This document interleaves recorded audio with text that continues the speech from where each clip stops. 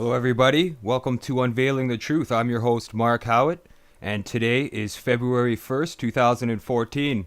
The first day of February, and I'm sure that everybody's burning snow wherever they can. That seems to be what's been in the news lately. People have been packing snow and burning it, attributing it to chemtrails and other things like that. I'm sure that there's going to be some studies into it. I haven't really found out if there is any, but it's definitely interesting. That's happening, definitely. I've been really busy actually researching into the fluoridation issue, as well as working on a documentary on the issue as well. I was actually planning on making a documentary on fluoride based on an interview I did last year in June with one of Canada's leading experts, if not the leading expert in Canada on fluoridation, Peter Van Collart.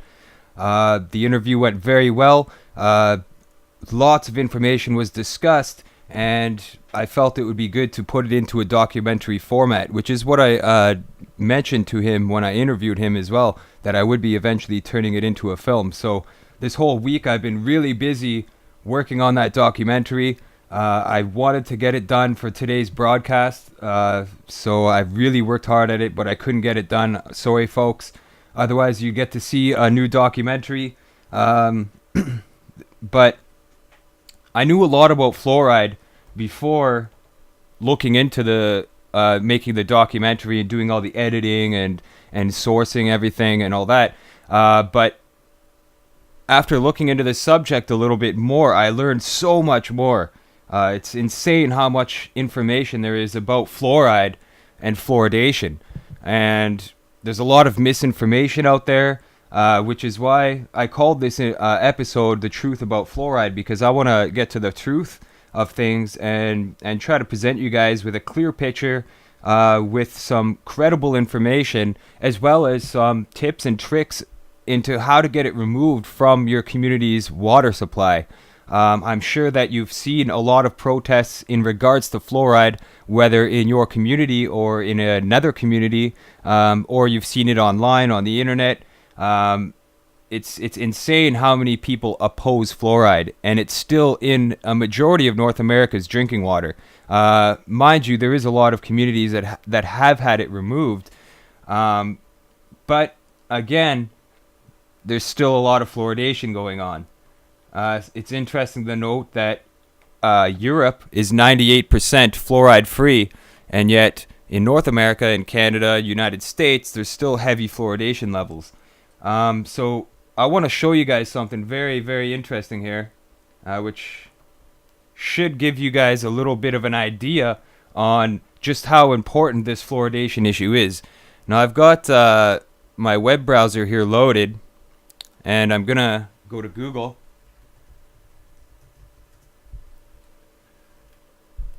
And I'm just going to type the word fluoride in. Fluoride. Fluoride. And let's see what we get here. Now, I'm not going to look at the web results. I'm going to look at the image results. And take a look what we have here. Alright, we have, first picture is dentures. Second picture here is a comic about people dumping poison into water mains. Then it says, tap into a healthier smile, with a very sinister looking image there. But the point I'm trying to make is that most of these images, I would say a good 80% of these images, if not more, are against fluoride. And that's just the simple word fluoride in Google. Alright? So that's got to tell you something. That's got to say that people are opposed to this. We know what's going on. We know the truth. So, why is it still in the water supply? Now, I could just keep going with this list here, and I'm telling you, it just goes on and on and on and on, of just negative images, negative news reports on how bad fluoride is. There is some websites that are saying that fluoride's good, and most of them are dentistry websites. But, as you can see with your own two eyes, as proven, negative fluoride. That's the image people have about it, and that's why there's people protesting it all over the place. in many communities in the fluoridated countries that still have water fluoridation. Now, these countries include United Kingdom, Australia, New Zealand, Canada, United States, and some places in South America as well. But for the most part, fluoridation has been ceased in a lot of countries because they know the truth about it. And that's what we're going to do today on today's show, is find out the truth about fluoride.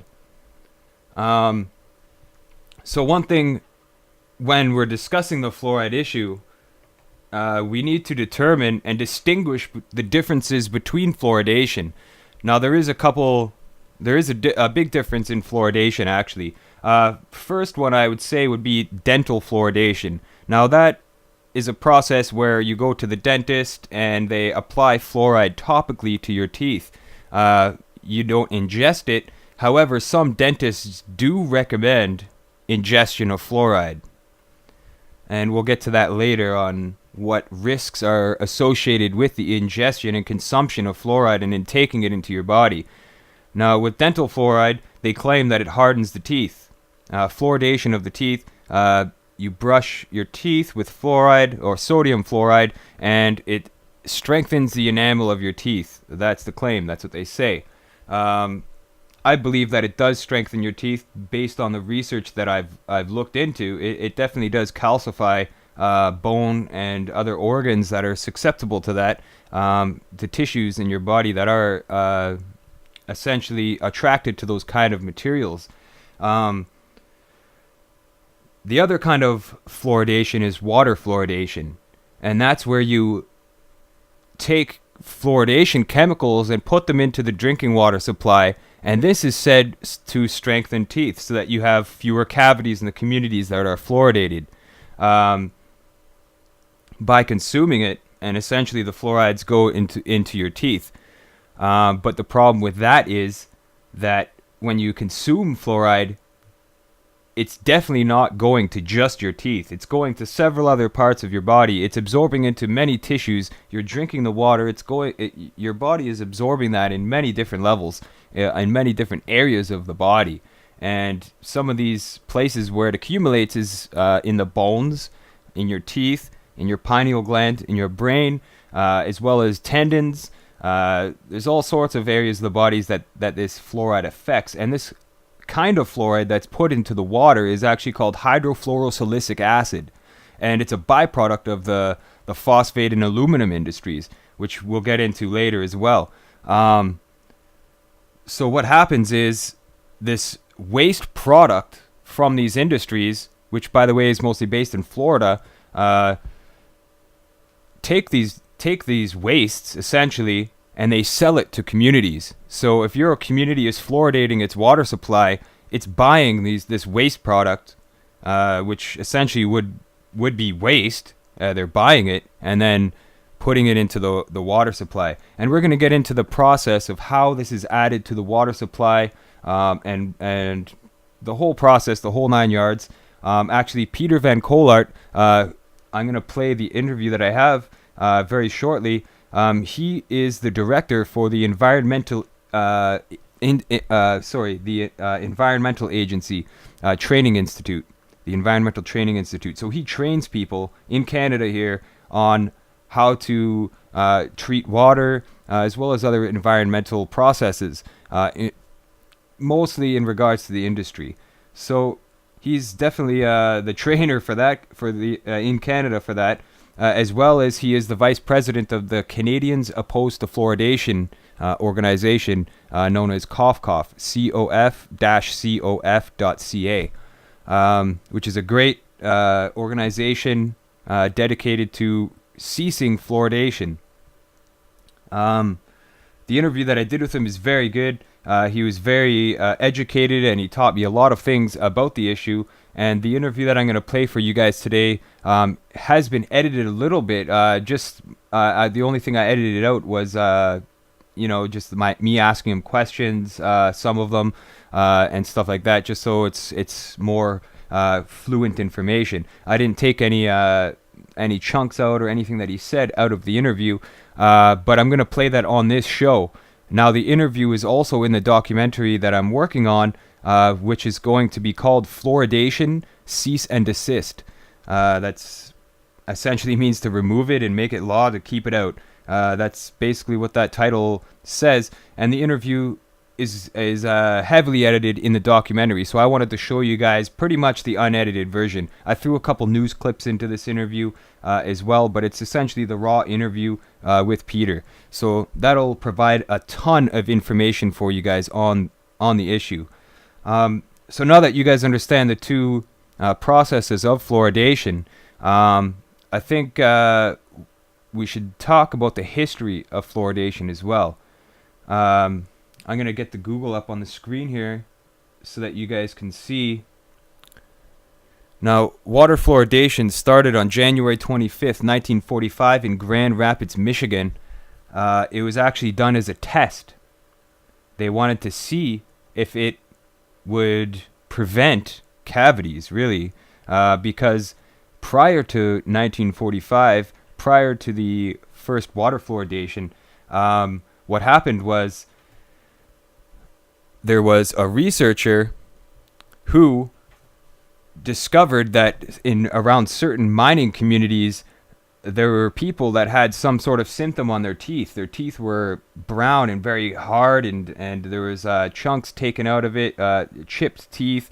Some of them were white patches, but with severe exposure, it was actually turning brown. And they termed this symptom or these anomalies Colorado brown stain. So that was the original name for fluorosis, because after they eventually discovered that it was actually fluorosis that was causing these symptoms on these teeth.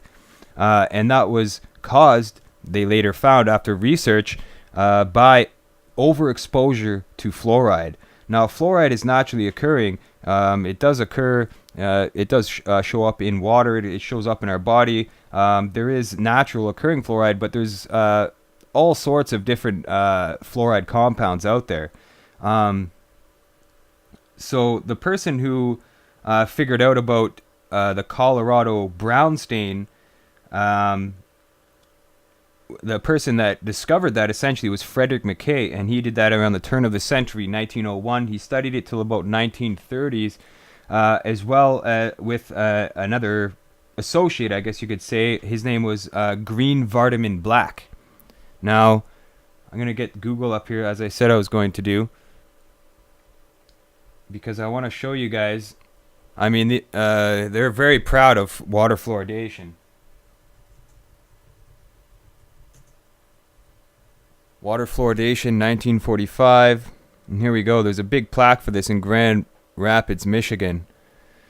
And here's the image. I'm going to get it on the screen here. And the plaque says, on January 25th, 1945, Grand Rapids became the first city in the world to add fluoride to its public water supply. The city, along with the U.S. Public Health Service, the Michigan Department of Health, and the University of Michigan School of Dentistry, began a 10-year study to determine the effectiveness of fluoride in the prevention of tooth decay. The city was chosen as a test site because of its large population of school-age children. There's something to point out. Right on the plaque, right in the Michigan, they're saying this. Its closeness to Lake Michigan, which is mostly free of natural fluoride, and its proximity to Muskegon, which served as the control city. So they did the test between two cities. One had fluoridation levels, the other one didn't. By 1955, the study had shown a 65% reduction in tooth decay and led to the adoption of fluoridation as an accepted public health measure. Now, that's what they say. That's the official claim about water fluoridation. So, few things that need to be pointed out here and addressed right away. First off, on that plaque, they're targeting children with the fluoridation experiments. The experiment lasted 10 years, and it was never approved by the FDA, by anybody. It was never approved. It was an experiment, a controlled experiment to see. Now, as we'll find out later, a lot of the science behind fluoride is fraudulent. Fraudulent science, faked so that we'd believe that it's good for us. Now, why would they want to do that? Pretty much as soon as fluoridation was introduced into the water supply, there was debate over that. There was people protesting it, mostly biochemists, people who understand the body and stuff like that. They had significant questions and concern over the ingestion of fluoride particles, and they had every right to do so and to question the whole process of water fluoridation, because it really doesn't make sense. They say it's to prevent cavities, but there's other ways to do that. Brush your teeth. You don't even need toothpaste with fluoride to brush your teeth. You don't. Now, what a lot of these protesters over is that fluoride was sodium fluoride was also found in rat poison and insecticides. Now, it's still found in those products, and when you add something like that into the water supply, people are obviously going to protest and question, why are you putting poison in our drinking water supply? I mean, it's ridiculous. It's absurd. It truly is. I want to show you guys a debate. I believe this is from the 60s, and it was on the CBC. It was an open debate that I found, and it's pretty old. I couldn't save the video, but I will get it on the screen here for you guys. And this was pretty much right after it got introduced into Canada. Now it's also interesting to point out that hold on, I'm going to try to mute this ad here. It froze up. Well, before I freeze the computer up totally, I'm just going to wait here for a minute and let it do its thing. Let it breathe, I guess. Alright. So I guess it has to play these ads. So I'm going to talk over the ad here. Other times, try to drown this out. We know this because but this debate watching was music recorded in held, your driveway than I any believe other it was in the automobile 60s company. 4 that this years ago. debate was held. And Water water fluoridation fluoridation in in Canada Canada started in birthday. 1945, in June You 20th, didn't know if 1945. Jason liked you the way you liked him. And this is a Canadian debate on You CBC. didn't know if you'd be a good parent. Gotta wait for this And you long don't ad know here. if you or someone you love has Once the the early ad's signs done, of then cancer. we can But that, resume. you can find out. If you're 50 or over, talk to your healthcare provider about getting screened for breast, cervical, or colorectal cancer. I'll pause it there now that it's set. Alright. So, as I was explaining before, water fluoridation in Canada began in the city of Brantford, Ontario in 1945. It was June 20th, 1945 when they first introduced water fluoridation in Canada. And I'm going to get to this later on, the connections between the people who introduced fluoride into the water supplies in the United States and in Canada. Now, before I get to this video here and the debate, there's a lot of people out there that think that fluoridation started in the Nazi concentration camps or even in the Russian gulags in Siberia. But that's not true. At least the extensive research I've done, I can find no evidence, no documents, no substantial, credible evidence to support this claim. Now, this claim that fluoridation was first used in the Nazi concentration camps, it surfaced when an author, I have it written down here somewhere, I'm going to look for it, just so I can give you guys that information to check it out.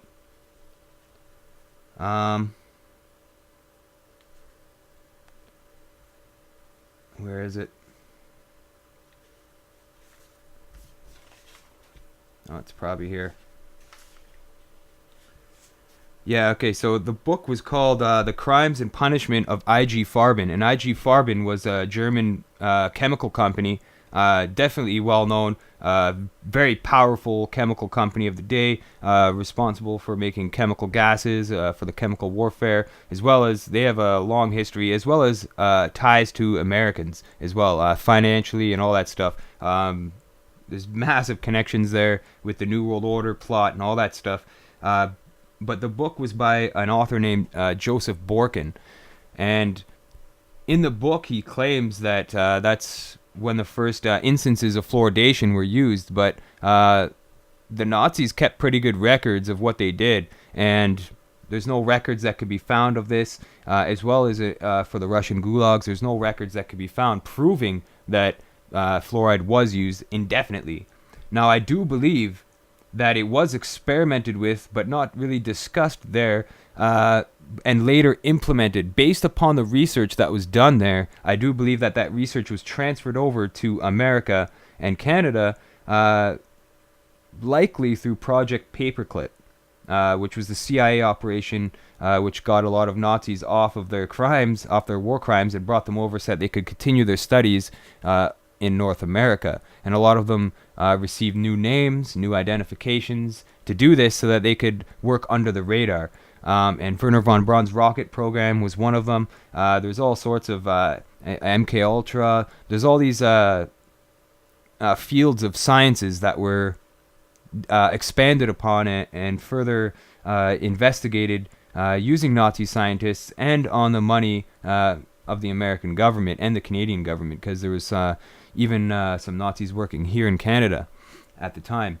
So that's the only source, that's the source that everybody quotes, is Joseph Borkin's book saying that the Nazis, it was developed there. But again, there's no evidence to support that I've been able to find. I mean, I dug pretty deep and I couldn't find it. So if anybody out there has any credible, credible, you can't prove it wrong evidence, I'd like to see it. Get in touch with me, send me that evidence, because if there can be a connection made, a definitive connection, then that would definitely put a lot of things into perspective there. But I think it definitely needs some more research, especially with IG Farben and stuff like that. It definitely needs to be looked into a bit further. But without further ado, I'm going to get to this debate here. They don't start talking about fluoridation until a bit later. Dr. Dunn. This doctor here. For you do. Have a goodly number of goiters about, which we don't have now. Is sodium fluoride in water any more dangerous? There we go. It is an ingredient. We want to recreate this story, both sides of this. Okay, it seems that the volume's low, so I'm going to get that up for you guys. And here's the debate. Very controversial subject. And keep in mind, the science at the time wasn't as developed as it is now. We know a lot more about it now. Is it true or false that sodium fluoride is a basic ingredient in rat poison? I think it's fair to say that sodium fluoride is contained in a rat poison, and I think it's also fair to say that it's contained in tea. What comparison you wish to draw from that statement will be up to you to draw it. It is an ingredient of rat poison. Dr. Dunn, isn't it also a fact that iodine is used in salt? I would like to make that point if we didn't have it in the salt. If we didn't have a statutory requirement to have it in salt, we'd have a goodly number of goiters about, which we don't have now. Is sodium fluoride in water any more dangerous than iodine in salt, Dr. Dunn? We believe that sodium fluoride in water in the proper proportions is in no way dangerous or harmful to health. Why then are you determined to force this on the people without a vote? I don't think I am prepared to force anything on people, because I have no legislative authority to do anything. I will attempt to persuade people that it is a desirable thing, and perhaps we could draw an analogy here to an educational system. I live in Etobicoke where you do. My older boy goes to school. I really believe it's beyond my competence to vote on any type of curriculum of study or any type of pedagogical approach to his learning, because I think people of greater training should perhaps make the citizens aren't intelligent enough to decide for themselves whether they want a rat poison shoveled into their drinking water. Dr. Dunn, Mr. Sinclair and I have been on opposite sides of this question for a long time. Yes, I've observed that. He has broadcasted continually against it, and I have written in favor of it in my column of the Telegram. Now, I suggest to you, Dr. Dunn, and I would like to ask you, rather, isn't it a fact that every reputable medical and dental organization in North America favors fluoridation of water? That's a loaded question. Why don't you ask him? I am asking. I am asking. Isn't it a fact? Isn't that a fact, Doctor, that every medical and dental association in North America is in favor of fluoridation of water? That is a fact, and I think you might also I add the challenge it World, as a fact. the I say World it is Health not a fact. Organization itself. And isn't it a fact that the Provincial Health Department of Ontario has endorsed fluoridation? As well as the Minister. And of isn't the it Department also of a National fact Health that and Welfare. isn't it also a fact that in every So notice how the doctor admitted that there's rat poison in the fluoride, and he's saying it's good for you, and it's a doctor on TV saying that. 7 years old. How old are you? I'm 33. I've got all my teeth. How many have you got? I have them all except third molars, which just All weren't except positioned. Well, I haven't all of mine. Mine were knocked out in a car crash long ago. But I don't know what that is proving. No, it doesn't prove anything. It proves that I was brought up by cleaning my teeth and not by taking rat poison in my water, so I've got my teeth. The fact remains that 98% of our population suffers adversely from dental ill effects, and it seems to me only reasonable to try and do something to prevent this horrible increase in Why don't tooth you advise decay. that they clean their teeth? Well, we've done that until our heads are flat, hitting them against brick walls. Dr. Dunn. A voice in the wilderness, Tim. Take us back. You're very brave. I'd just like to ask this question. Are there any proven cases where fluoridation has had an injurious effect on the health of people? There are certain individuals who attempt to make certain claims which have never been supported by any reputable scientific organization on this country. Doctor, I'm sorry. Would you finish what you have to say? I was thinking of the I was time. just going to make the point that an organization such as the Canadian Medical Association and Canadian Dental and American Medical Association are not going to endorse a procedure which is not only going to harm the public, but harm ourselves, who after all live and bring up our families in these communities as well. And isn't it a fact also, Doctor, that the dentists will actually be harming their own profession in the sense that they won't be making as much money if if all our children have sound teeth. I think a basic premise of any health profession, physician or a dentist, is that he attempts to eliminate the need for his services. Exactly. I don't like to sound trite, but that is the principle under which we operate. The dentists have nothing to You want lose. to force it on people against their wishes. For instance, the Christian Scientists. You're saying The that, I'm specific- not. What Yes, about I'm saying iodine it. and salt? Isn't that the same analogy? I don't know. I'm objecting to being compelled to take medication. You object to take table salt? No. How You about have to. You how have about to take it with how iodine. about chloride in the water, in the drinking And water? Gordon, do you object Two to, wrongs don't make to a right. vaccination? Do you object to having your children and grandchildren vaccinated? Against my wishes, yes. I wouldn't object in that case, but I do object to this rat poison being shoveled into my water. Your children have to be vaccinated in certain circumstances. So do Really? mine. And I think that's quite right because it's for the protection of the community. The Yeah. reason you drink chlorine in your water is because you know it's necessary, and chlorine is a deadly poison, isn't it? No. Yes, of course it's a deadly gentlemen. poison. The basis for poison gas. Before Mr. Tom Payne and Mr. Sinkler square off, I think we should thank our guests for being such a good sport and coming to our program, and thank you for taking time out from your busy schedule.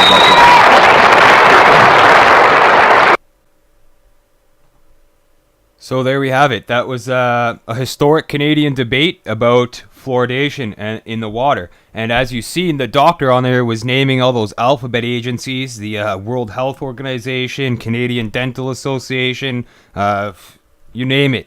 Obviously, they're going to name these places as saying that it's good because they're the ones who are promoting it. They're the ones who are profiting from it as well, from the aluminum industry and all that other stuff.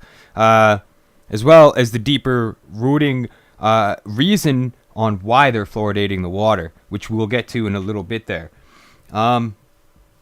So I know that some of you are trying to avoid drinking fluoridated water. If you're living in a city that doesn't have fluoride in the water, kudos. If you have fluoridation happening in your community, I would definitely suggest trying to get it removed because the evidence that I'm going to show you a bit later is going to definitely scare the pants off you, and you're not going to want to take fluoride anymore. But Here's bottled water. You could check on the labels of bottled water to see if there's fluoride. It'll say fluoride right on it, fluoride ions, and it'll say how many parts per million. Now this Real Canadian Natural Spring says 0 ppm, which means that it has 0 fluoride in it. However, it's in a plastic bottle. The plastic chemicals are leaching into the water. Now a lot of people are buy bottled water to avoid fluoridation, but they don't realize that they're getting all sorts of other chemicals just because of the plastic bottle that they're drinking it in. So that's one thing to point out. The best place to get water is natural spring water, natural water. That's the best way to do it. Or there's ways that you can remove fluoride from your drinking water, such as reverse osmosis. There's also distillers that you can get. I would definitely recommend ordering a distiller or trying to find one and distilling the chemicals out of the water. That's probably the best way to do it. But when they first started putting fluoride into toothpaste and stuff like that, here's a brand new box of Crest here. You might remember this was even just a year or two ago, and I'm guessing that some of you may be able to go to your bathroom right now and look for a tube of toothpaste and find that obviously it says that it has fluoride on it or some sort of fluoride compound. This one here says dentifrice with fluorostat. Fluorostat is a fancy name for the fluoride that's in it.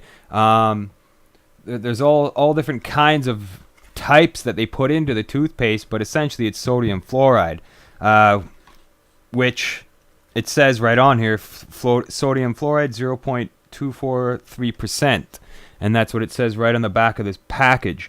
Now this package here has the Canadian Dental Association seal of approval on it.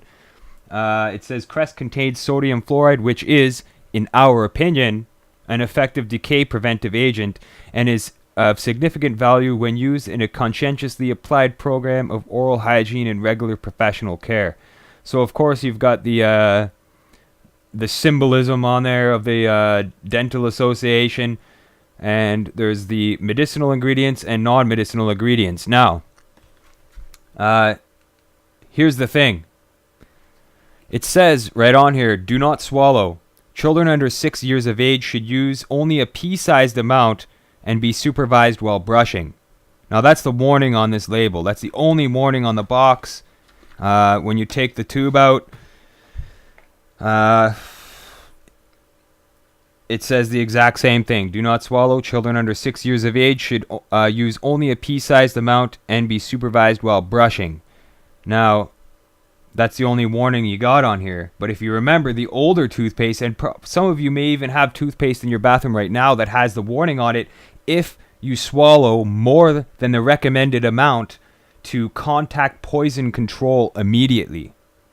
Now that warning used to be standard on every single tube of toothpaste, on everyone. But now they took the labels off. Now you're not seeing that label on there. Now it just says do not swallow. And then it says to use a pea-sized amount for children. That's what it says. So they took the label off.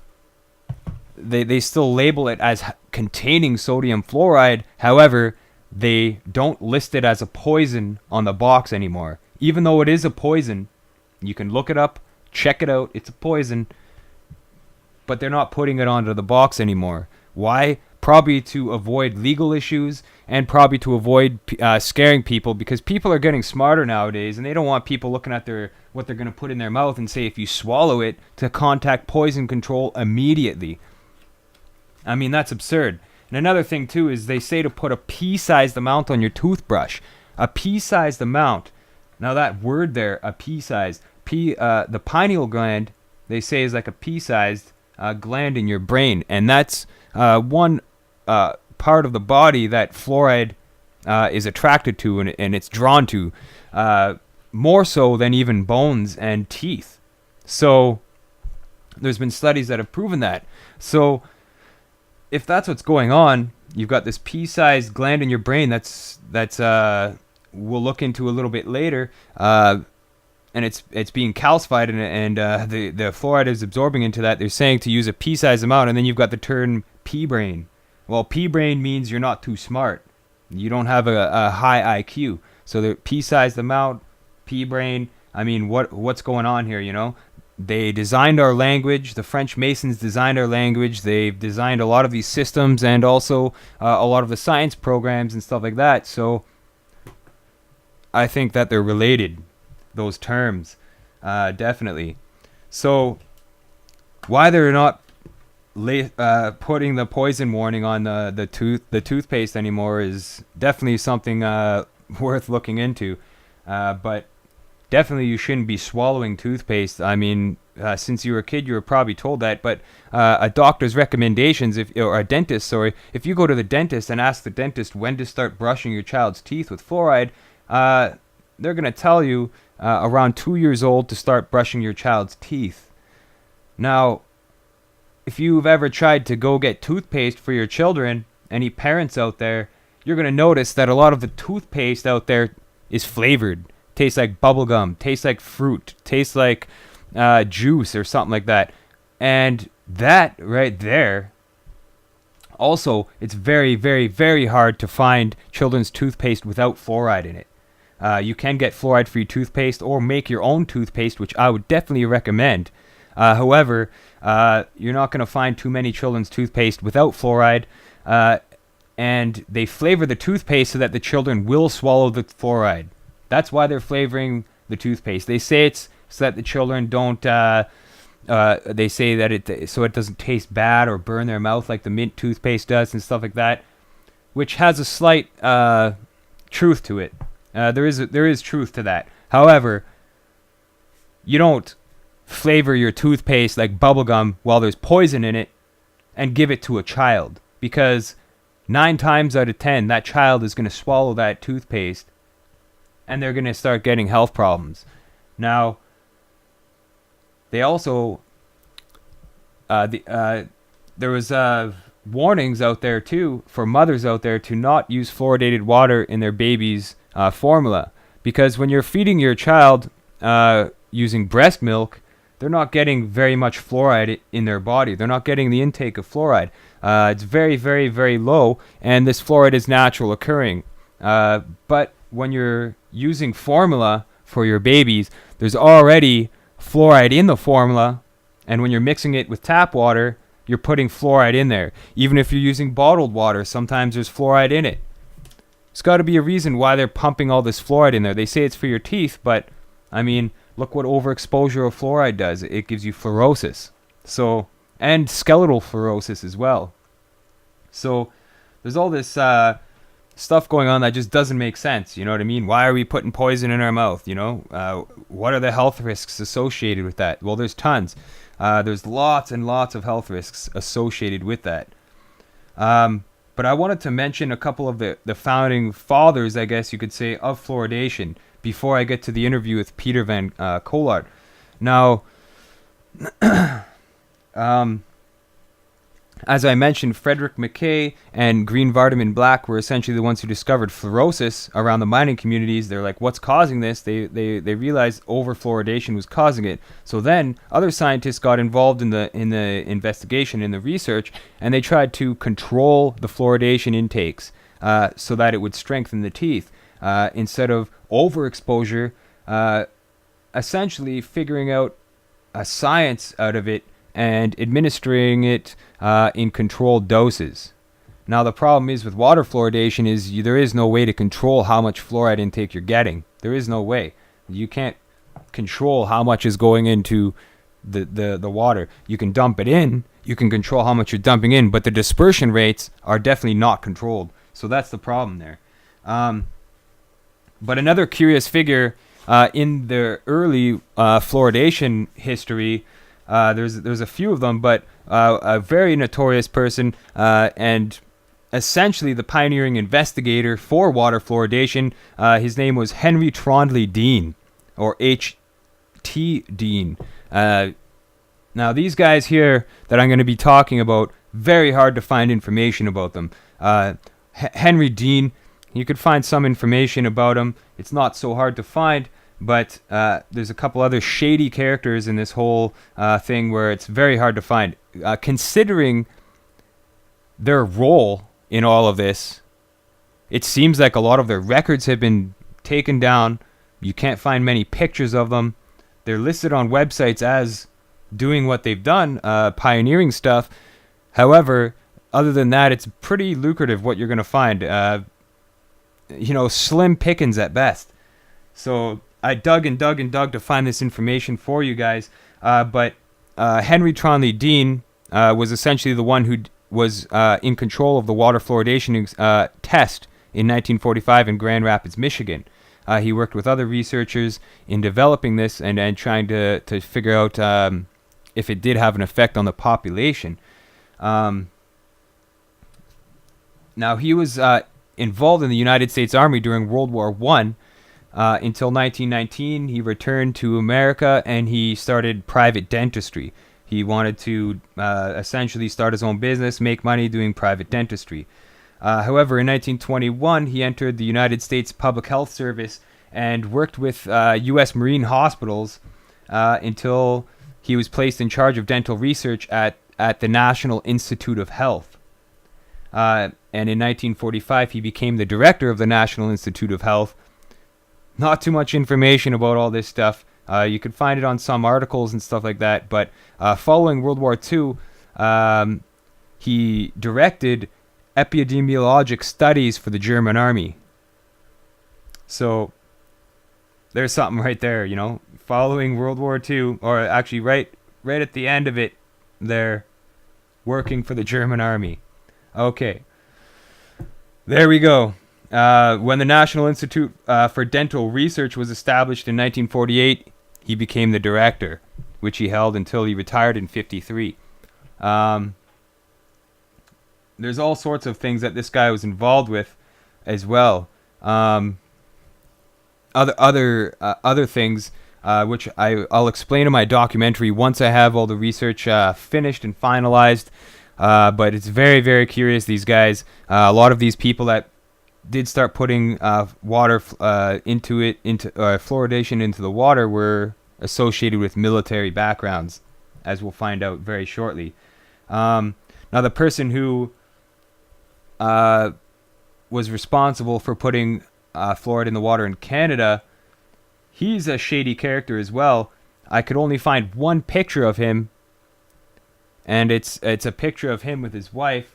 I'm gonna bring that up here for you guys. I'm gonna have to hurry up with this because definitely want to show you guys that complete interview and a couple other videos if I got the time here. But the person who was responsible for putting fluoride in the water in Brampton, Ontario, his name was Dr. Hutton, Dr. William Lorne Hutton. And I'm going to get his image up here because he's a shady character, big time. And this could be the connection that links it to the Nazi Party. So, this is it right here. Look, William Lorne Hutton. You see what I got here as a result? Nothing. I mean, there's some pictures. These guys are probably named William Lorne Hutton. But, I mean, which one's the right guy, right? It's hard to find a picture of him. It really is. And where is the one that I'm looking for? There's only one picture of him. It's like finding a needle in a haystack. This guy here does not want people to know what he did. And they're hiding this guy. They're definitely covering up his identity. They're not showing you who William Lorne Hutton is. I might have to put in doctor here. And I checked up military records and all that. This guy was legitimate. He was definitely in the army. Served in World War I till he was injured.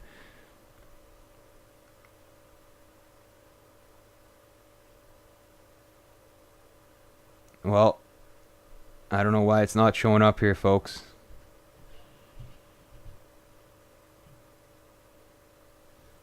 I'm actually probably going to have to pull it up on my computer files. I thought I could find it right online here. But, actually here. Brantford. I mean, that's how shady this is, right? The guy who pioneered water fluoridation, in Canada, and as well, William Hutton became the head medical officer in Brampton in 1937. So that's another big one right there. And he was also regarded as the pioneer of diphtheria control. So he's the pioneer of diphtheria control, the pioneer of water fluoridation in Canada, and we're not finding his picture here or anything like that. So I'm going to check the web here. This is probably a faster way. All right, here we go. Now there's articles on this guy, but the image is not showing up here. So sorry folks, I'm going to have to pull this up in a different means. Here it is.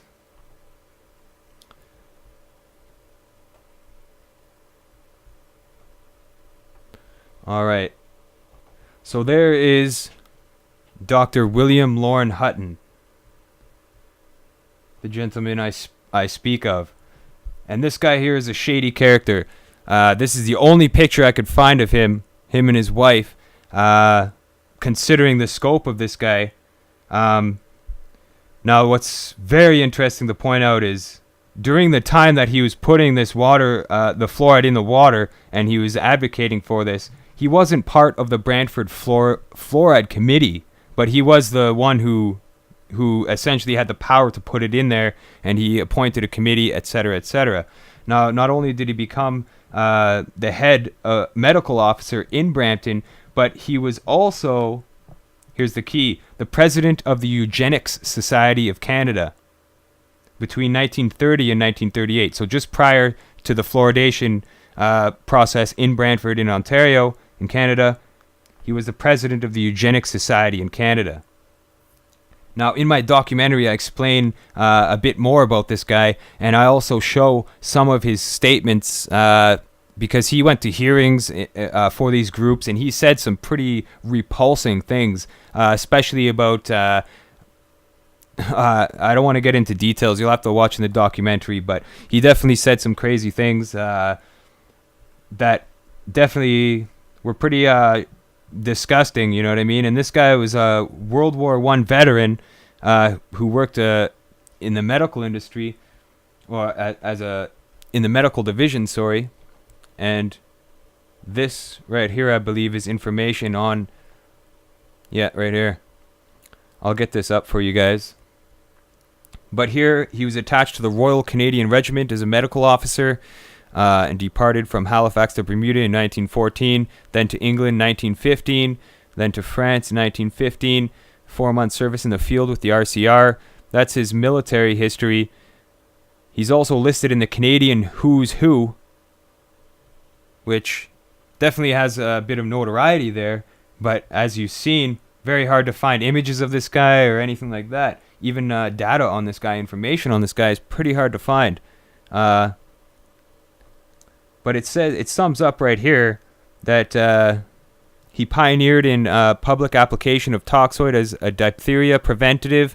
Brantford has been free of diphtheria cases or deaths since November 18th, 1930, which constitutes a Canadian record for cities of 30,000 population and over. Canadian pioneer in application of fluorine for public water supply and the control of dental caries.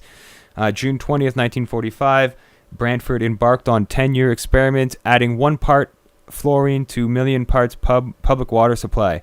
Served in World War 1914 to 1918. He's also known as, obviously, Major William L. Hutton. His obituary, Dr. L. Hutton, 70, died in hospital on July 30th. A native of Winnipeg, he studied medicine at the University of Toronto and graduated in 1911. In the First World War, he served overseas as medical officer in the Royal Canadian Regiment. After the war, he moved to Brantford, Ontario, where as medical officer of health, he won international recognition as a pioneer of diphtheria control and water fluoridation. Now, despite his pioneering efforts, there's not a lot of information about the guy, and that's usually a sign that they don't want you knowing about him. They don't want you looking him up. So he's definitely a shady character there, especially with his eugenics connections and some of the policies he was discussing and his beliefs on the whole thing. Definitely some disturbing stuff there. I gotta say. So you've got that, and then you've also got another character who is heavily involved in the fluoridation agenda, and that would be Dr. Harold Hodge, who worked for the who studied at the Rochester Institute. He was very vocal about putting fluoride in the water, and there's actually a clip of him as well explaining how it's safe. Now, he was very adamant about saying that it was safe. He went on record saying it was safe and there was nothing wrong with adding fluoride to the water, and this was done because of all the protests because of the rat poison connection that was made by people, and they started protesting it. They didn't want to be fluoridated, especially without their consent. Now, in 1945, when they first put fluoride in the drinking water supply, it wasn't mandated, you know what I mean? They had no legal right to do so, especially against people's consent. I mean, if you're going to poison somebody, you need their consent. And you shouldn't even be poisoning them in the first place. I mean, that sounds ridiculous on its own. You should have their consent to give somebody poison. Come on. You know what I mean? That's insanity. That's the insanity that exists in the world today. And that's why people are so adamant about protesting against this issue. Now, Dr. Harold Hodge, who I was discussing earlier, also went on to be one of the main guys in the Manhattan Project. And for those of you who need a reminder on what the Manhattan Project is, that was the organization appointed by the Atomic Energy Commission to do the atomic bomb tests, to develop the atomic bomb. And high amounts of fluoride, as well as other chemicals, were needed to produce these bombs. And I mean, Harold Hodge was involved in that. Not only that, but Harold Hodge was also involved with the Oak Ridge experiments, where they were injecting. It wasn't only in Oak Ridge, but there was also other facilities that he was involved with. But injecting plutonium and uranium into people without their consent, first off, and second off, to see what the results would be under exposure to these toxic radioactive elements. Injecting with plutonium and uranium. Those are some serious toxic elements being injected into people's bodies. And Harold Hodge was the one who foreseen that whole program. So, atomic bomb, injections without consent, fluoridation. Connect the dots, people. I mean, what was this guy really doing? You know, what was this guy's agenda? Was he must have been linked with other people that had the same agenda, the same game plan. Otherwise, he wouldn't have got it. And Truman at the time was signing all these new agencies, you know, saying, okaying all this federal funding. All these organizations started popping up, like the dental associations, the Atomic Energy Commissions. All these things were just signed over right after World War II. All these new agencies started up. Alphabet soup. That's what happened there. Total alphabet soup. So Harold Hodge is another shady individual in the whole fluoride thing, as well as Gerald Judy Cox. Gerald J. Cox, he's known as. He was involved with the Mellon Institute, and he was definitely very vocal for adding fluoride into the water as well. Now, he's a shady character in the whole ordeal as well. He was basically saying that, you know, let's get this going. People should be fluoridated. For all the people that are protesting it, or when fluoridated is removed, we need to reverse this. Gerald Cox is saying that, you know, we need to reverse it. We need fluoride. Pump it in there. Now, absurd. Purely absurd.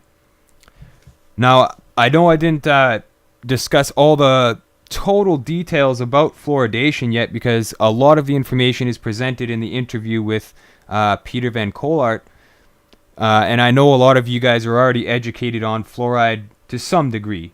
I mean, by now you have to understand that fluoride is a toxic element. It shouldn't be ingested in the body. We shouldn't be taking poison. And that's the reason why people are protesting it, because they're getting drugged and medicated without their consent. Because Prozac is also very, very, I think it's like 90% fluoride.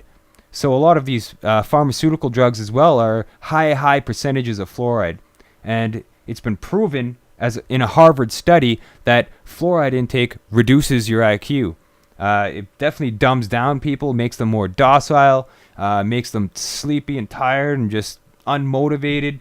That's one of the reasons why they're fluoridating us in our water supply, so that we won't act up, so that we won't protest, so that we're not too smart. We'll just do our jobs, be a slave, not ask any questions, and just be happy with this control grid that they got us in. And if there isn't fluoride in the drinking water, then there's definitely fluoride in the food you're eating, because a lot of the factories that are making this food use fluoridated public water to mix in, because the amount of water they need to make these foods is so great that they have no other way to get filtered distilled water. Now, there is a lot of good companies out there that are using distilled water, but a lot of times it just says water on the package. Water, water, water. You could look it up. Some of them say distilled water on there, which is good. If they're using distilled water, they're spending a little bit of money, or they have the distillers to do so right on site.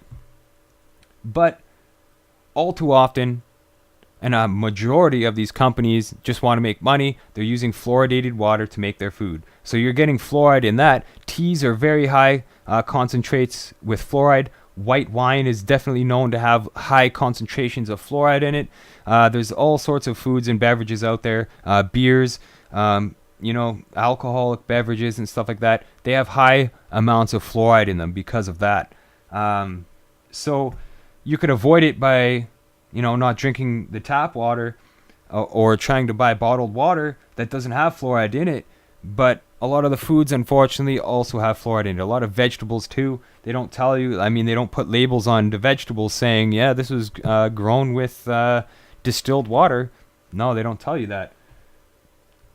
And it's pretty sad that that's a reality we live in, where we don't even know what's in our food.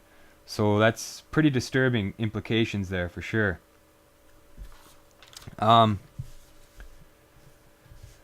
But yeah, I guess I'm gonna get the interview going with Peter Van Kolart. He definitely fills in a lot of the dots that I forgot to mention. And at the end, I think we'll have a little bit of time. I could play a couple more videos that I really want to show you guys. So I'm gonna get that going here.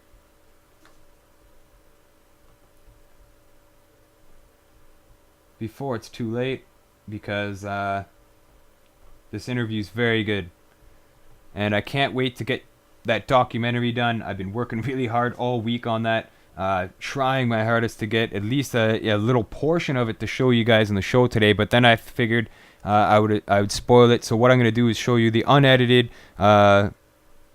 interview with Peter Van Kolart. And what I mean by unedited is it's not placed in the documentary. So this is like the solid chunk interview. There's a couple little news clips in there and a couple other things that I added in there just to add a bit of flavor. But other than that, it's just straight up facts with one of Canada's leading experts on water fluoridation, Peter Van Kolart. So without further ado, here's that interview.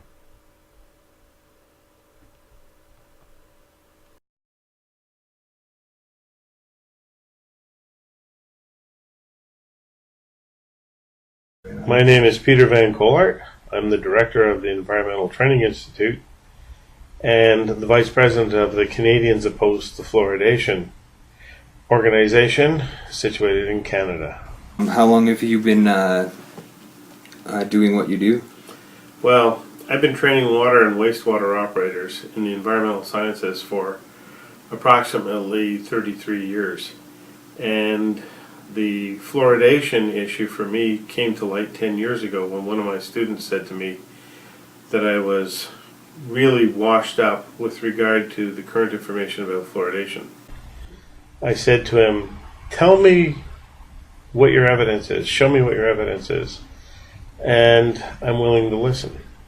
He produced 4 videotapes for me, and when he produced the 4 videotapes, what happened was that I went back to my hotel room and stayed up that night before the next class the following day. And I came back in and I completely changed my opinion about fluoridation. And from that point on, in 2004, I've been fighting to get fluoridation ceased in the country and in my municipality and other municipalities in the province of Ontario. And I won't stop until I finish doing it for the entire country of Canada. Next up, we have Peter Van Collert. I hope I've said that correctly. From the Environmental Training Institute. Sir, are you in the audience? Come on down if you would. Give us your name, and we don't have your address on file that I can see, so would you state that as well, please, sir?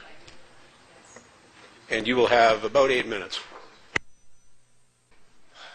Mr. Chairman, Mayor, Council, Committee. My name is Peter Van Collard. I'm the director of the Environmental Training Institute. I've been training water and wastewater operators in Ontario for 3 decades. I'm responsible for not only the training, but their certification, licensing, etc. And I have trained many operators, some of whom are in this room, which I was delighted to see. I've also been in service to the city of Brantford. The water staff and the wastewater treatment staff are my students, and I have to compliment you at this venture that you have some of the brightest and best people I know of in the business, and take an accolade for that, because they truly do outstanding work. Can you give maybe a list of cities that you have been successful in assisting with removal? Me personally, or yeah, my involvement as a group of people my involvement with a group of people has been in earnest since about 2007. So the first city that I was involved with was my own municipality of the region of Niagara.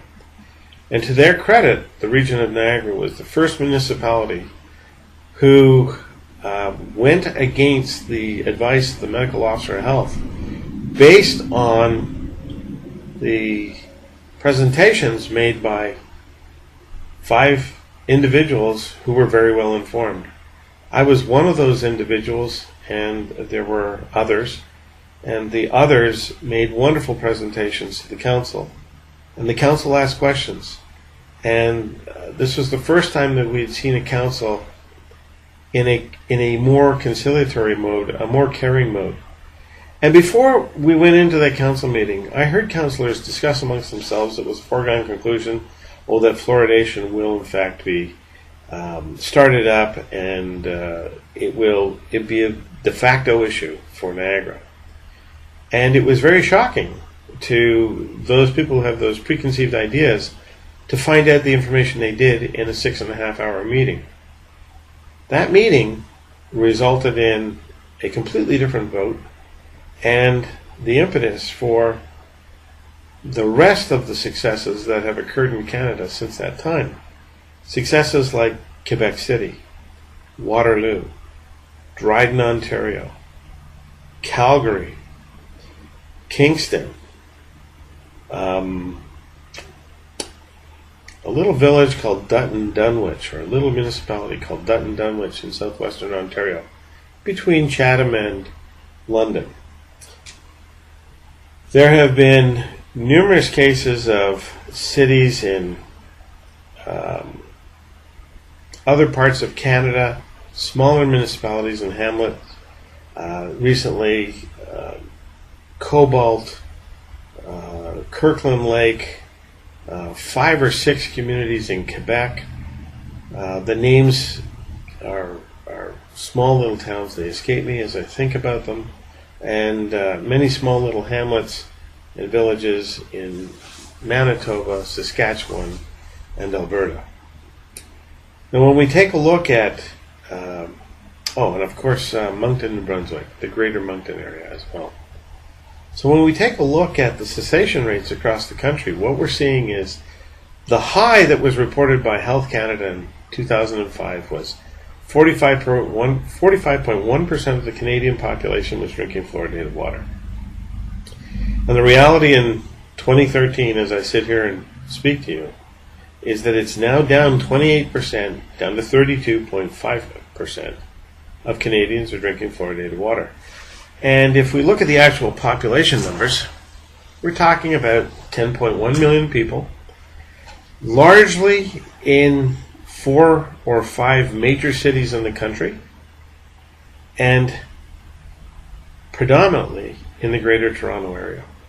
So the area that's bound from Hamilton through Halton and Peel regions, that's the cities of Burlington, Oakville, Mississauga, Toronto itself, and on the other side we're talking about the cities of Oshawa and Pickering in the region of Durham, and to the north the city of Vaughan, all of York region, and that pretty much encompasses about 6.5-7 million people of the 10.1 in Canada. So the rest of the people that are drinking fluoridated water are predominantly in the cities of Winnipeg, Ottawa, London,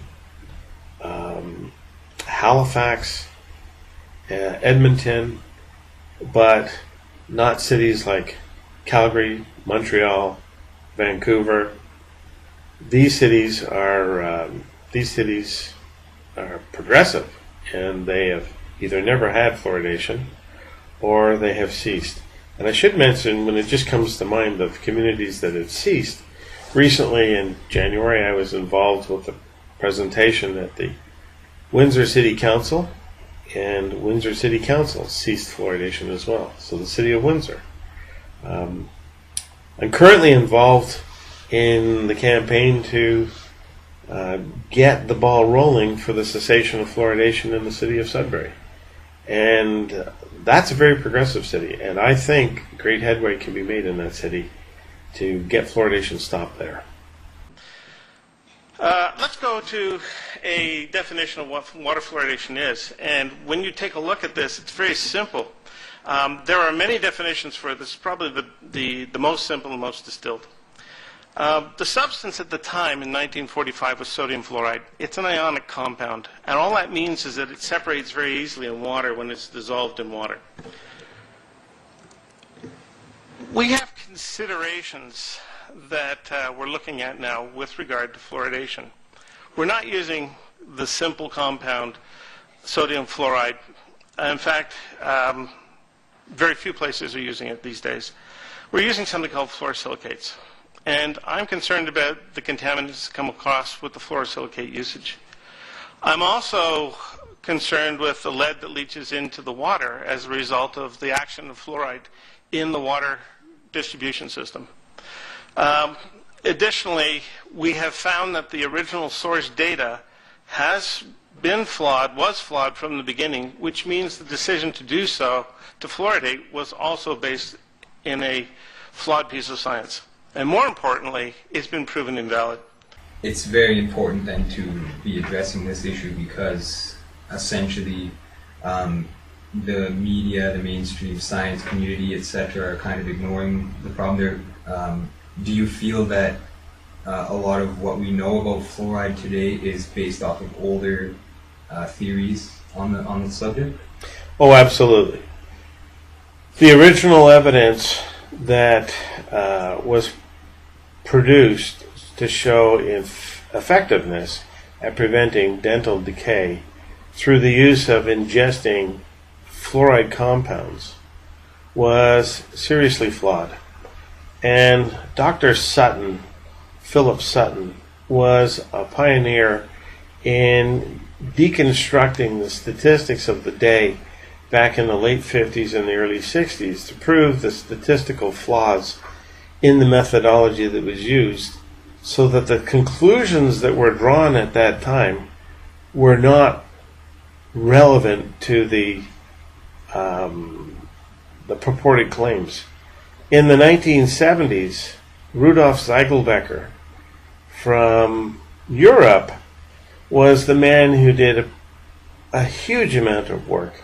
He was a brilliant researcher, and what he did was to show mathematically how it was impossible for the claims of dental decay prevention to be offset by the increased rates of fluorosis in society. In other words, he found two things. He found that the claims of dental decay prevention couldn't be proven, and he also found that the effects of too much fluoride ingestion, fluorosis, were exacerbated in the countries that were actively fluoridating their community water systems at the time. I must comment that Dr. Zeigelbecker did pioneering work, and before his death, he was a very effectual man at getting many of the European countries to abandon or ban water fluoridation as a public health practice. This document here, or this study here, was produced by Dr. Zeigelbecker in Europe, and he was the prominent individual who went around through Europe and said, look, we've gone back to the original studies and we've done a trace, and we traced all of the levels of caries to the levels of fluoride in the water, and we don't see a correlation. The largest fluoridated population on the planet is the United States. And the United States is also the biggest promoter through exporting their expertise at the CDC and their big associations, medical dental associations, exporting that knowledge to the rest of the world. And largely, other countries in the rest of the world either are not interested in fluoridation or have tried it and found it to be false and have abandoned it. The next largest country by percentage is likely Australia. Australia has a fairly robust fluoridation program, although just in the past half year or so, the law has changed to allow municipalities to opt out of fluoridation should the will of the people indicate that they want to do that. And my last understanding is that many municipalities have dropped the fluoridation of the public water supplies under the flexibility of the new law. Smaller countries like Ireland, that is the Republic of Ireland, have mandated mandatory fluoridation. So that entire population, if it's drinking water from a public water supply, are drinking fluoridated water. And it's interesting to note at this point in time that another brilliant person, Declan Waugh, has produced a thick volume, well over a couple of hundred pages, of the incidences of chronic diseases, comparing Southern Ireland, Northern Ireland, which is not fluoridated, and he has found overwhelming evidence that in at least 20 different chronic diseases that people face, that the rates in Southern Ireland, where it's heavily fluoridated, are much greater, in fact up to 450 times greater than they are in Northern Ireland for the same kinds of chronic illness. Can you explain some of the health effects that is caused by ingesting fluoride? Well, the really big health effect by ingesting fluoridation chemicals or an excessive exposure to fluoride substances in the human body is fluorosis. And there are two kinds of fluorosis. The first is dental fluorosis and the second is skeletal fluorosis. Both manifest themselves in that the fluoride substances enter the body and accumulate in either tissue or structures of the body that are rich in calcium. The bones, the pineal gland, and some of the tendinous tissues or the ligamentous tissues of the body. The problem is that the accumulated fluoride is not easily removed once it's embedded in the body.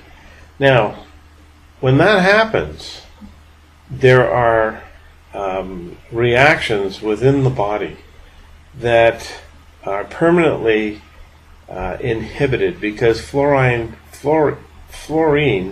and fluoride are enzymatic poisons. And what that means is they inhibit the body's use and production of enzymes for the beneficial purposes that the body makes those substances for. So when the fluoride inhibits these things, the body obviously can't carry out those same functions as it once did. You were explaining yesterday there's differences in fluoride, and we have to address the proper one in order to be credible when we're trying to remove it and cease it from the community supply. Yes, the issue really is one of getting to use the terms correctly. The word fluoridation to a dentist means fluoride applied to the teeth because of oral health products, dental products, and products that the dentists use in their office under supervision, professional supervision, for the benefit of their patients. My argument is not with dental fluoridation, because that's a topical application onto the teeth. It works on the surface of the teeth, and it's not my area of expertise. My area of expertise is water treatment and water distribution. And that kind of fluoridation requires the user to take treated drinking water laced with the fluoridation chemicals and then ingest them. And the idea that the fluoridation chemicals only do something to benefit the teeth through ingestion and not harm any other tissues in the body is lunacy. First tonight, hazmat crews from all across our area responded to a chemical leak this afternoon in Rock Island. The chemical was so strong that it was burning through the concrete there. News 8's Christy Mergenthal has the latest. It was just before 1 o'clock Thursday afternoon when hazmat crews were called to the Rock Island water treatment plant for a chemical spill coming from this tanker truck. It's a corrosive agent that the water treatment plant uses, and there was an overflow that caused spillage out from the building onto this driveway behind me. As plant employees evacuated, crews began suiting up, working quickly to stop the leak that had begun eating through concrete. And they stopped the leak using some earthen berms with dirt, sand, and some commercial boom equipment, and had it contained pretty much to this facility within a short amount of time. The chemical hydrofluorosilic acid is used to add fluoride to the plant's water. Although it poses a burn risk to skin, those living nearby were in no immediate danger. There's no inhalation hazard at all, so there was no need for us to evacuate any residents around the area. After several hours, crews were able to clean up the leak, allowing operations to return to normal. They had to cordon off the area, obviously, but as far as the treatment of the water and the amount of water being used by the public, there's no effect on that at all. In Rock Island, Christy Mergenthal, WQAD Quad Cities, News 8. Thank you, Christy. Investigators tonight still haven't given an official estimate on just how much of that chemical spilled out. For a chemical spill coming from this tanker truck. Hydrofluorosilicic acid is an extremely dangerous and deadly chemical that's used in Austin. There was no mention, for example, of the material safety data sheets of how dangerous this chemical is. Number two is the fact that hydrofluorosilicic acid is also one of the most dangerous chemicals transported in Austin if there were to be a serious accident and a breaching of the container on the highway or the city streets. And a lot of people don't know the hazards associated with a spill and a breaching of one of these tankers that goes right through the city of Austin and to the treatment plants. I also have an understanding that the chemicals that are used for water fluoridation, which is what the issue is about, are in fact waste products of the superphosphate fertilizer industry, and in a lesser degree the manufacture of uranium concentrate from the other ingredients that are also found along with the phosphate used to make fertilizer. Can you explain a bit about the process of how it is applied to the drinking water? Certainly. The hydrofluorosilicic acid, which is used in 95% of the fluoridation schemes in North America, is a liquid that is a byproduct of the phosphate fertilizer manufacturing process. It's obtained from taking water and spraying the water into the stacks of the roasting ovens, and the water is recirculated until the fluoride content reaches approximately 23 to 25% by volume. What the water is doing is it's actually taking out two gases, hydrogen fluoride gas and silicon tetrafluoride. And when those substances are dissolved into the water, we end up with this concentrate of hydrofluorosilicic acid. Now, that acid is then transferred to cooling ponds. And if anybody was to Google the central part of Florida around the city of Bartow, you will see large excavations in the ground and large phosphate fertilizer factories for an area, approximately 25 miles by 25 miles in size, perhaps even larger. So one thing I'm going to do right now, actually, he mentioned to look up Bartow, Florida, on a Google map, which I did, and this part is in the documentary I'm working on as well. But I want to show you guys this because it's very, very. You could see it plain as day, definitely noticeable on a map. So I'm gonna get the Google Maps on the screen here. I believe the city. Bartow? Yeah. Bartow, Florida. So this is in central Florida. And what do we have here? Bartow, Florida. There it is.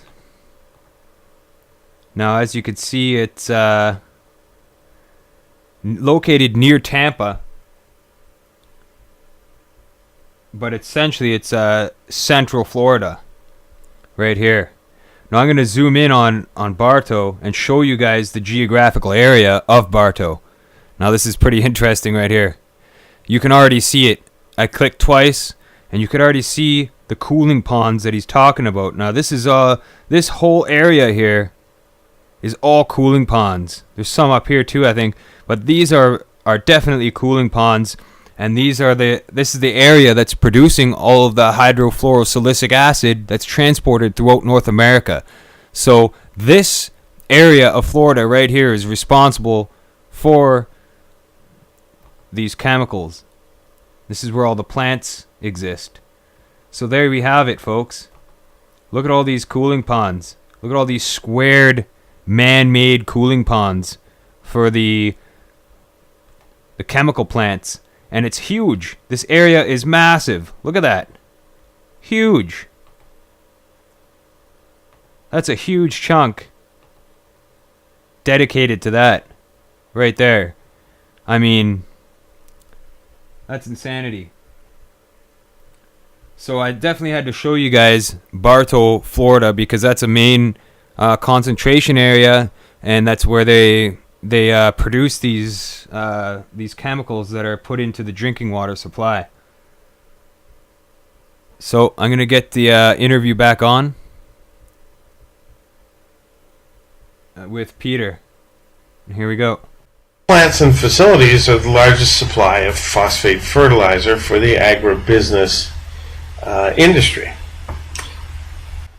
and the byproduct is this hydrofluorosilicic acid. But the little dirty secret is that it also contains all of the other contaminants that were in the ore when the ore was originally roasted to extract the phosphate.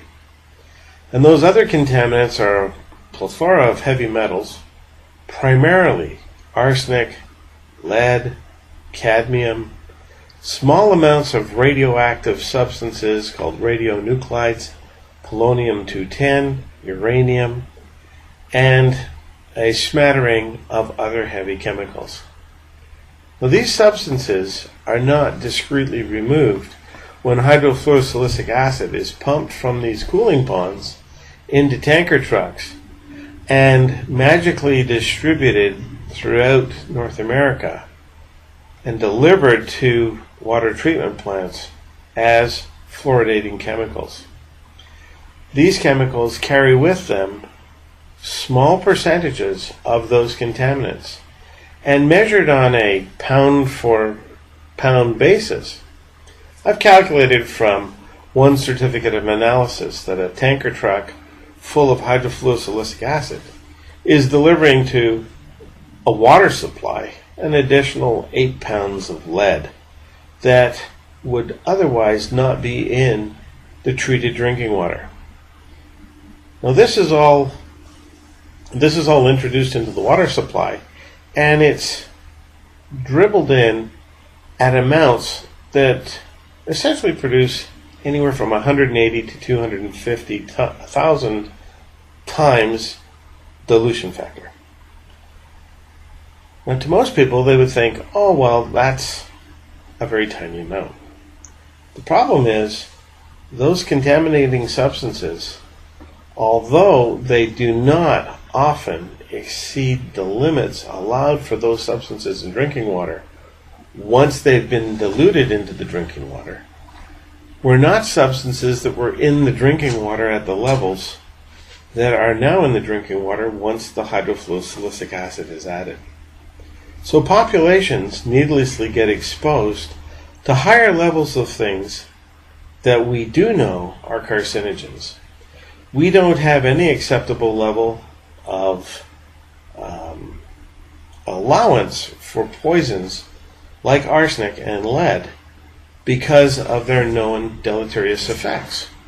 Yet, when it's diluted into the hydrofluosilicic acid, somehow it magically is just glossed over as being insignificant because of a 250,000 time dilution factor.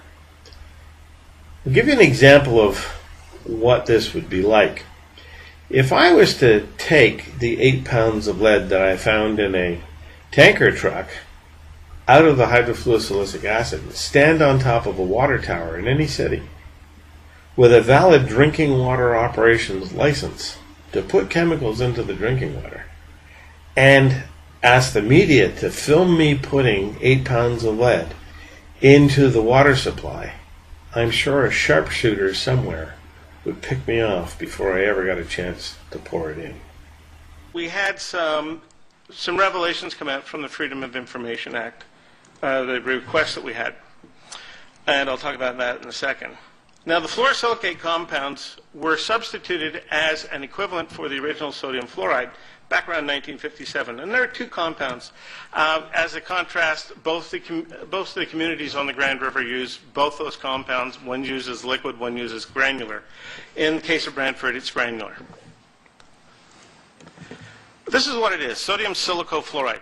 Nice big word, scares a lot of people off. And if you think that one's tough, the liquid one is hydrofluosilicic acid, and that's even harder. But this is a granular substance that is made from scrubber liquor, made from drying the scrubber liquor and neutralizing the acidic component to it, but not taking out the lead, arsenic, and the radioactive substances. So those substances go into the drinking water. Now, do they exceed the drinking water parameters? No. But the problem is the drinking water parameters were put there for the source water. They were not put there for the stuff that we add to the water. So those parameters were set not so that we could just, let's top it up to the maximum, and as long as we don't exceed the maximum, we're doing well. There's nobody in this room who's going to agree with me that arsenic or lead is something that you want to add into water as a healthy component of what you drink. Can you explain the best methods of having it removed from the city and addressing the issue locally? Some tips on that? It's a marvelous thing. If people want to avoid drinking fluoridated water, they're going to have to invest in their own equipment because the municipality is not going to do it for them. So, a concerned citizen would have to look at getting a reverse osmosis set up in their home, which is costly, but it's also not sustainable. Reverse osmosis machines require energy, so they need to be plugged in. So it's going to cost you in power as well as water. They also waste a phenomenal amount of water that was treated for drinking purposes in order to produce a small amount of water that has passed through the reverse osmosis process. So as a result, usually a 9-to-1 relationship exists 1 liter of consumable drinking water from reverse osmosis generates 9 liters of reject water that cannot be used other than for purposes of flushing or watering the grass, etc. And even when you do that, all of the contaminating substances are now concentrated in that reject water because they are essentially, 1/9 or stronger in the remaining mixture. And you're applying that onto the grass and the ground, or onto the street where it's going to roll into the sewers and get back into the ecosystem through the wastewater collection system. So it's a fallacy when we say, oh, well, the fluoride is just going onto the teeth and it magically gets absorbed into the body and it finds its way to the teeth and it's giving us great dental benefit. That's a crock of crap. What isn't a crock of crap is that 99.5% of the water we do drink or do produce is not drunk. Only 0.5% of the water is actually ingested. And that means the cost of putting the hydrofluosilicic acid into the drinking water supply is 99.5% of that cost is wasted. So we maintain that it's needless, it's certainly unethical, and it's unnecessary. It's unnecessary. And these things have caused a lot of people to have great concern about municipalities who continue to fluoridate their drinking waters. In Ontario, I've calculated that the average concentration in drinking water, which is between 0.5 and 0.8 parts per million, in an average community that fluoridates, will generate just less than 1 pound of fluoridated waste per person being returned back to the natural environment through the sewer system from the water that does not get consumed but just gets passed through in a year. In other words, you can take your population and you can say roughly 1 pound per person per year is going to be the waste load of the fluoride and those co-contaminants back into your local watershed or water supply for the downstream community. Well, this contaminant material came from Florida.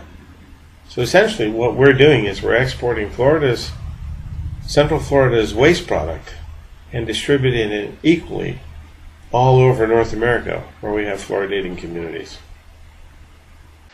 I also have a very big concern with the source and treated water quality issues, because 99% of the fluoride that's put in the water is not consumed. We only drink about 1% of the water that is produced at the treatment facility. The rest goes down the pipe to the wastewater treatment facility and back into the receiving stream, which is the Grand River. So the net benefit here is really, why don't we just take 99% of the fluoridating chemical and run it right into the Grand River and call that a spill, because that's essentially what we're doing. And that just makes the fluoride level in the Grand River and its receiving stream, Lake Erie, that much greater. And what we're seeing is a slow increase over the 60 years of fluoridation of the levels of fluoride in the lakes. We already have a level that's double now in Lake Ontario than the national water quality guideline for fluoride in that body of water. The other thing is that the products that go into water are supposed to be approved, and there's some approvals called NSF 60 and an AWWA standard, the American Water Works Association standard. None of these standards have done the health testing of this substance. If you were to write your supplier of this substance and demand the health test data, they cannot provide it. In fact, they will do everything to avoid giving it to you. Try it. Never, and this stuff has never been proven for the effective prevention of tooth decay. 1 minute. It also is not very soluble in water, which means that 99.5% of it, it's difficult to dissolve in water. I'll just leave it at that. I have a lot of slides, so in 1 minute I need to go through the obvious problem, lead leaching. This is Thunder Bay did something last year. They were contemplating fluoridation. They had their plant chemist do a test, and their plant chemist came up with this statement. It's in the package, so I'm not going to deliberate on it. We have arsenic and lead in the fluorosilicates, and this is out of a treatment magazine from 2000 that the single largest source of arsenic that we're putting into the water, even though it's below levels, is attributed to fluoride addition. There was a document that came out in 2006 which was produced by the National Research Council in the United States, and it was freely about the fluoride compounds that we were using in water and their health effects, and they found lots of effects. Obviously, items related to toxicity. Here's the big document that I want to get to for you guys. This is the document that was produced by Philip Sutton, and it shows the errors and omissions that were done in the experimental trials on which Brantford's water was, the decision for Brantford's water to be fluoridated was based. I take it, for me, that bell is the thing that tolls. It does toll for you, sir. Thank you. Thank you very much for your presentation. I have one last comment, and I know you'd cut me off.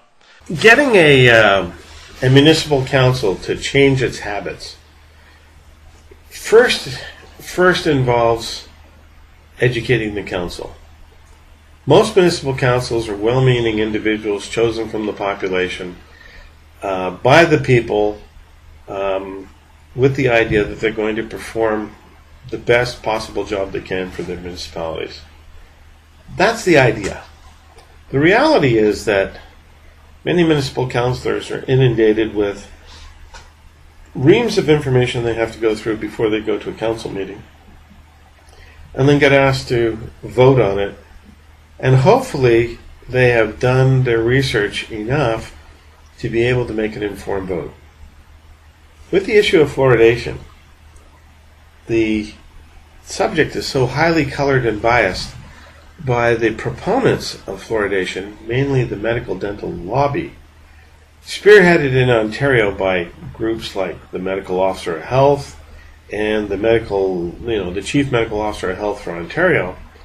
These people locally have been instructed by somebody provincially to hold the fort, don't give up on a public health policy, even though we don't have sufficient proof that it is safe for people to ingest hydrofluorosilicic acid, because there haven't been any health studies done, and or that hydrofluorosilicic acid is the fluoridation compound that can prevent dental decay when ingested. We don't have any of those studies. So when council is presented with this dilemma, they have to choose between believing the white-coated expert that is handed over to them from the province, or individual citizens that have taken it upon themselves to inform themselves. And most councils will tend to go with the status quo.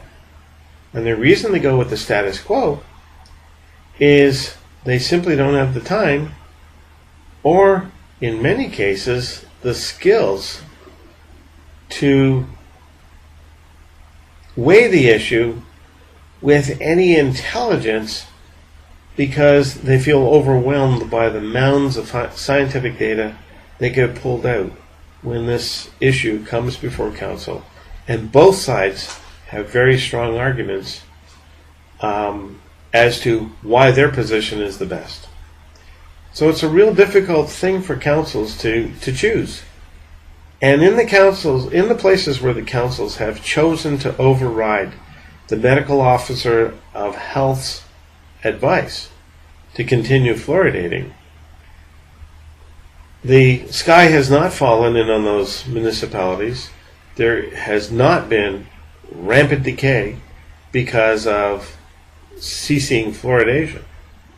All of the things that were purported to come about as a result of stopping fluoridation have just not manifested themselves. But an individual council doesn't have a lot of time to seek advice from other councils who have already made the decision beforehand. So what happens is they take the best advice they have available from whatever expert they deem is credible.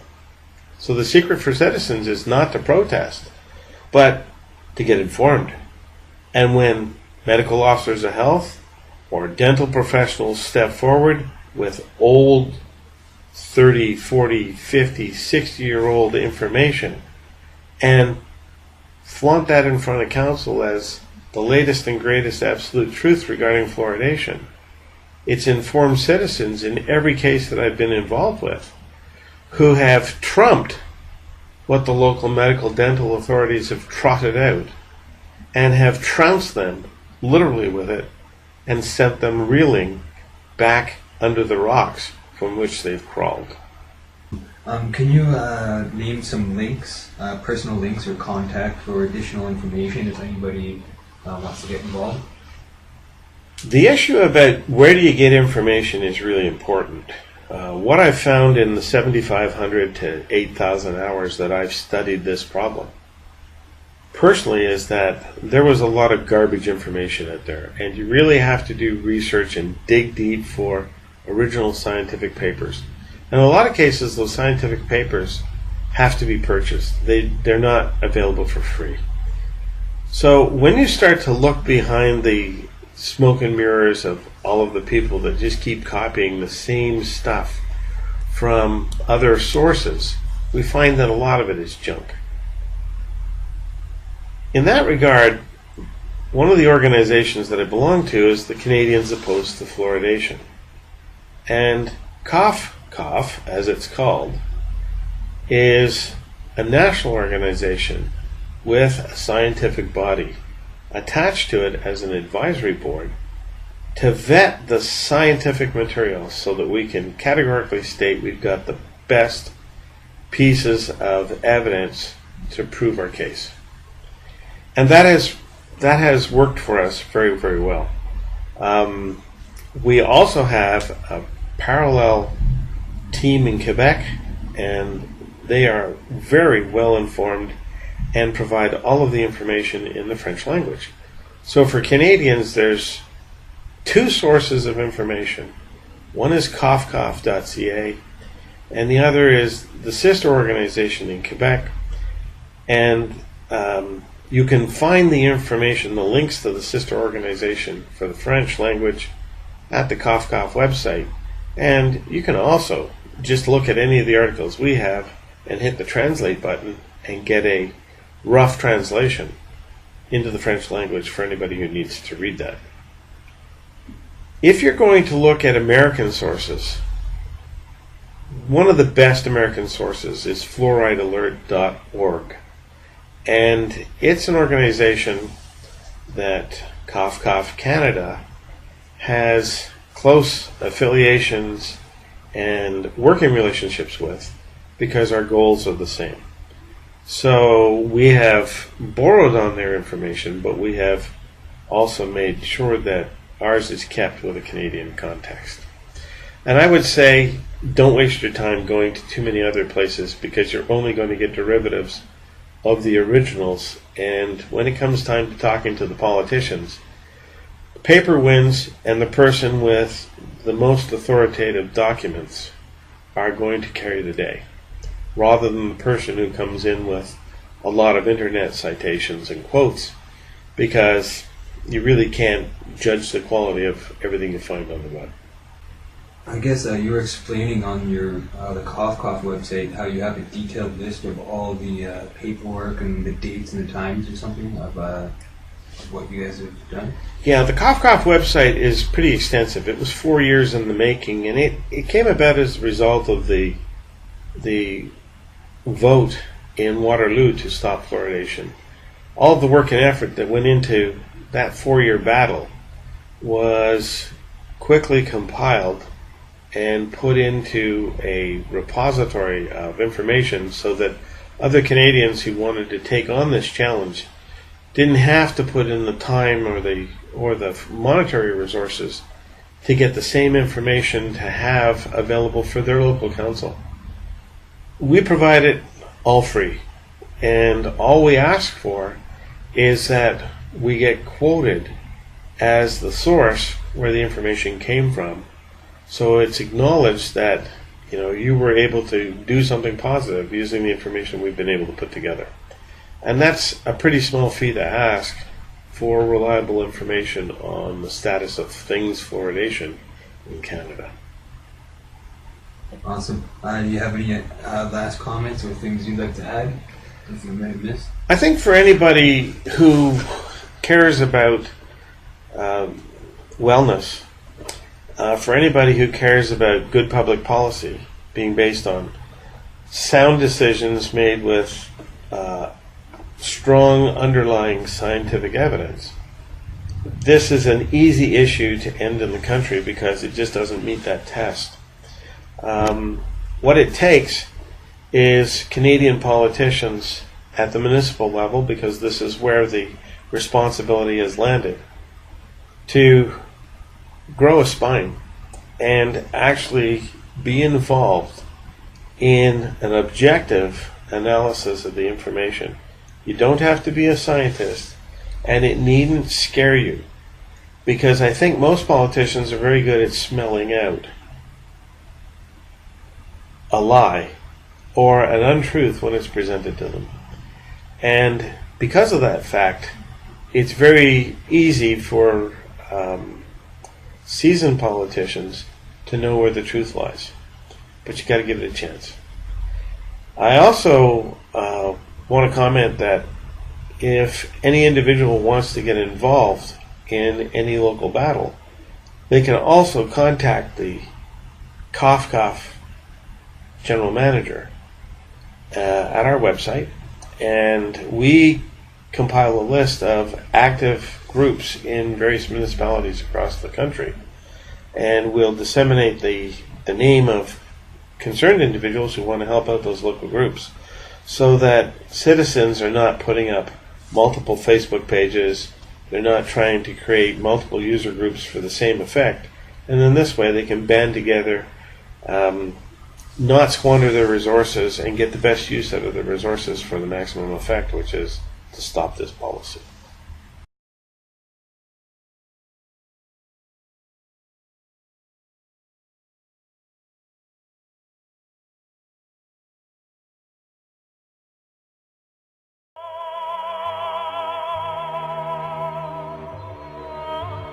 The fluoridation of the US's water supply has been going on for over 50 years. There has never been any testing on what it actually does to the pineal gland of the brain before 1990. Let's take a look at what the pineal gland is and what it does.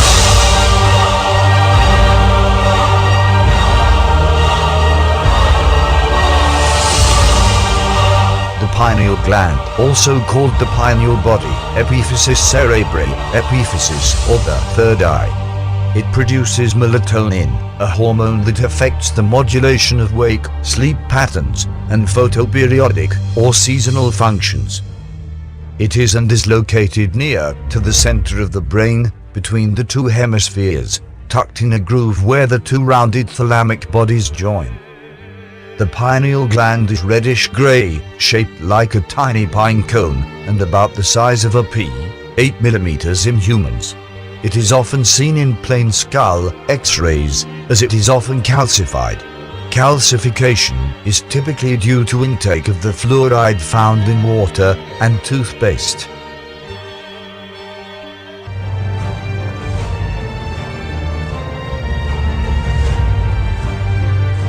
Now we know it is shaped like a pine cone and is the size of a pea, and fluoride calcifies it. Let's go back to where it mentions the third eye and see what that means. The third eye, also known as the inner eye, is a mystical and esoteric concept referring, in part to the ajna, brow, or chakra, in certain Eastern and Western spiritual traditions. It is also spoken of as the gate that leads within to inner realms and spaces of higher consciousness. In New Age spirituality, the third eye may alternately symbolize a state of enlightenment or the evocation of mental images having deeply personal spiritual or psychological significance. The third eye is often associated with visions, clairvoyance, precognition, and out-of-body experiences, and people who have allegedly developed the capacity to use their third eyes are sometimes known as seers. The true function of this mysterious gland has long been contemplated by philosophers and spiritual adepts. Ancient Greeks believed the pineal gland to be our connection to the realms of thought. Descartes called it the seat of the soul. This gland is activated by light, and it controls the various biorhythms of the body. It works in harmony with the hypothalamus gland, which directs the body's thirst, hunger, sexual desire, and the biological clock that determines our aging process. When the pineal gland awakens, one feels a pressure at the base of the brain. This pressure will often be experienced when connecting to higher frequency. A head injury can also activate the third eye.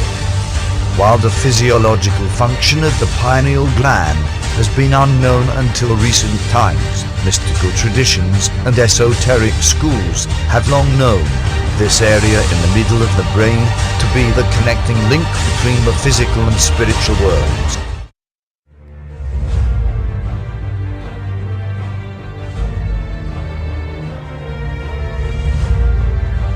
I used to think, just how far down the foxhole do I need to go to find out exactly what it is that is being hid and what is it they want from us, when all I had to do all along was to look in the other direction, behind my eyes, in the center of my brain, to see it. It all makes perfect sense now.